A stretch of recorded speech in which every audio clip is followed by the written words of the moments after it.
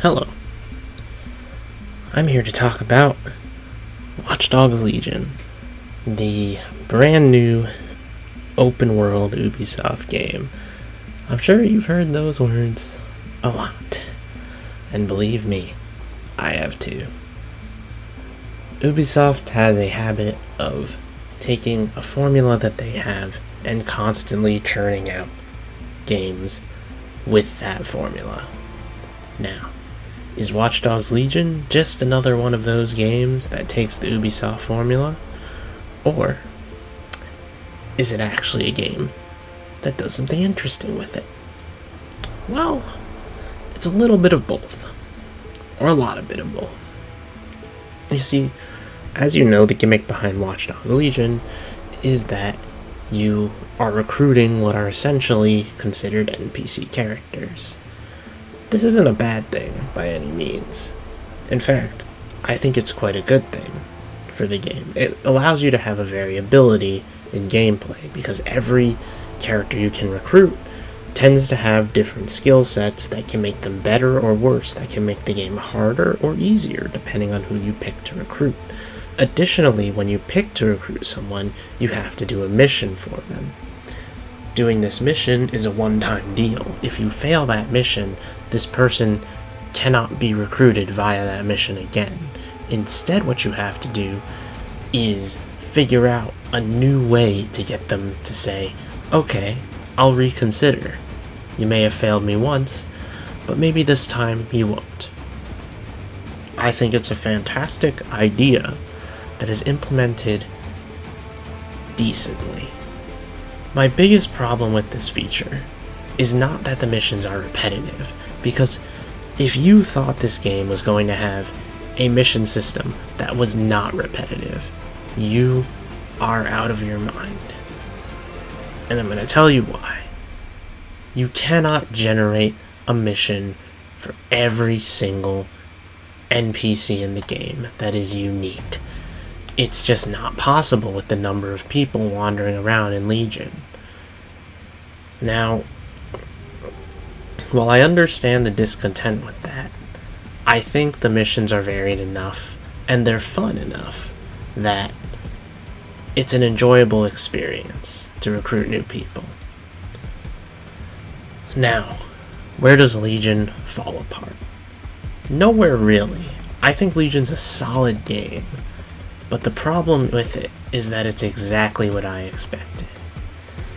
In a sense, it's a good thing and a bad thing, because Ubisoft's formula is clear and present here. There's a lot of fast traveling if you want to get things done quickly. The game does not take full advantage of the open world, though I do say that it takes a better advantage of open world than most video games do.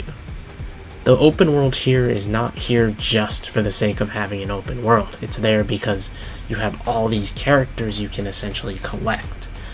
Now, your operative team is actually kind of small. You don't get to have hundreds of operatives or anything. You get somewhere around, I think, 40 to 50 slots. And honestly, for me, that was fine. There are a lot of operatives I recruited thinking I was going to use them, and I wound up just not using them.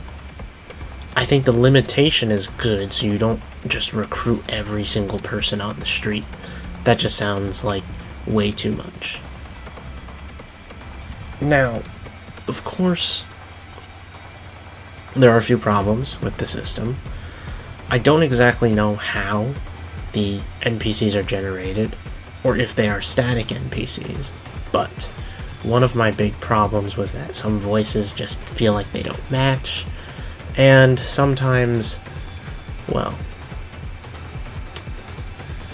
sometimes there are just things that I feel like could have been better in the recruitment system.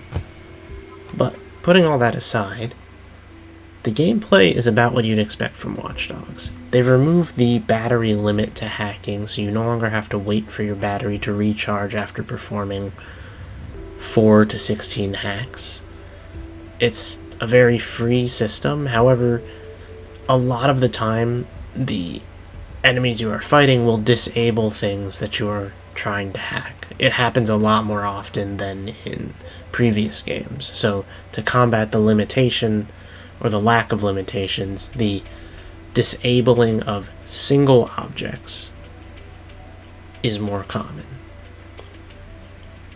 I think the new features, like the spider bot and all of these incredibly interesting gadgets you get for playing as certain character archetypes, are pretty cool.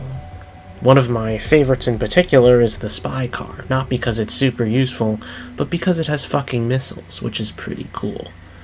Now, I want to talk about the story a little bit. I think where Legion actually has some downfalls is the writing of the game, but not the story. I think the story is okay. It's what you'd expect from a game where you are actively trying to overthrow an oppressive government. You've got your warmonger disguised as a security leader. You've got organized crime, and you've got some crazy tech bullshit. It's what I think it's what you'd expect from Watch Dogs in terms of villains and antagonists. But I think what really separates Legion in problems is actually the writing dialogue of the NPC characters that you get to play as. A lot of them are just bland or just boring. With a better writing team and maybe better either voice actors or voice directors, this game could have been a lot better in that department. Well, I don't want to discredit the writers and say that they're bad. I just want to say that it feels like some of the dialogue is just very stilted. Everything feels rough, and I get that it's probably a lot deeper than just, oh, the writer is bad, you know. You can't just blame it immediately on that. You just say the writing in the game is not as good as I hoped it would be. The dialogue just feels way too stilted sometimes, and character interactions sometimes just don't make any sense. However, the important characters, such as Bagley, are written super well, or to the T, on how much I would want the AI companion to be likable. Now, here's the thing. I wanted to get this review out because, for me, Watch Dogs has never been strong as a game that I say, I'm going to finish this story. In fact, I don't know if I will finish the story for Watch Dogs Legion. I finished Watch Dogs 1, poured maybe 40 hours into multiplayer, and that was that. Now, Watch Dogs 2, I poured 70 hours into that game, and I don't think I even scratched the surface of the story. Legion, on the other hand, I've poured 18 to 20 hours in at the recording of this video, and I'm not sure how much more I'll pour into it, but I'm having a lot of fun with the game. The game's got an A in fun factor, but probably about a C in the writing department of characters. The story's okay. Story gets like a B, roughly. So it's a pretty solid scoring, I think. If you want an arbitrary number score, it's about a 7 out of 10. But if you want my opinions and not a score that means jack shit, I think Watch Dogs Legion is a pretty good game. It's got some issues that make it just a little bit under what I expected, but I feel like this game could have been a little bit better had they just pushed it as a next-gen title and not as a current-gen one, and spent a little more time polishing and developing some of these systems. The final thing I'd like to say is that there are some issues running the game on PC. I've had several crashes and such, but honestly, that is the way things are on release for a lot of games. And come December, I will probably be back to review Watch Dogs Legion's multiplayer. Thanks for watching.